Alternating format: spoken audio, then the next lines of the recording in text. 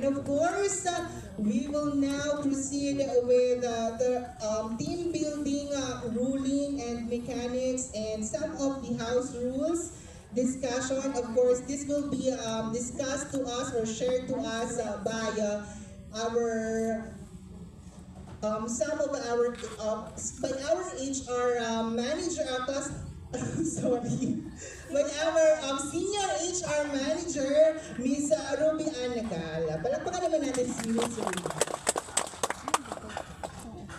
Hello, thank you so much, Sir June. Si Sir June, tagal na namin magkakilala. Hindi pa rin niya ako. Kumusta po? Ready na ba? Yeah. May energy ba? Yeah. Parang wala. Asan yung energy? Mamaya ako ba? Pagod agad mo. Pagod sa biyahe. Okay. So, syempre, in every activity, meron po tayong house rules. And of course, number one dyan ang respect at all times. So, make sure po yung mga teammates nyo, yung mga competitor nyo, and of course, the facilitator in the venue is we will respect sa lahat ng pagkakataon. And of course, dahil team building ito, yung participation nyo is not just encouraged, but mandated. Ano po? Ayaw kasi ni GM na, oh, bakit nakaupo ka dyan, naglalaro tayo dito. So, bawal yon. Dapat lahat pagod. Okay? Ready mapagod?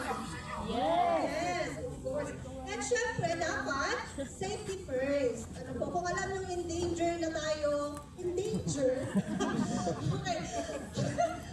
Wala na pala to. Kapag alam na natin na na-engage na tayo in risky or dangerous behavior, make sure po na i-report natin. Feeling ko hindi ako pwede dito kasi at risk yung health ko. So, i-advise lang po kami. And then, syempre, punctuality is expected. Hindi lang ito yung magiging activity natin. Mamayang gabi, meron pa tayong socials. So, kung anong oras po yung sinabi ni Miss Jackie na pupunta tayo sa area, dapat yun po yung time na nandun na tayo. And, yan, practice fair play. So, hindi lang winning yung gusto nating iparating dito, kundi yung kung paano tayo maging team player, kung paano yung team spirit natin. Okay po? And syempre, last one, have fun with responsibility. Okay. And also po, I would like to discuss the point system mechanics. Although simultaneous po yung magiging laro natin, ito po ay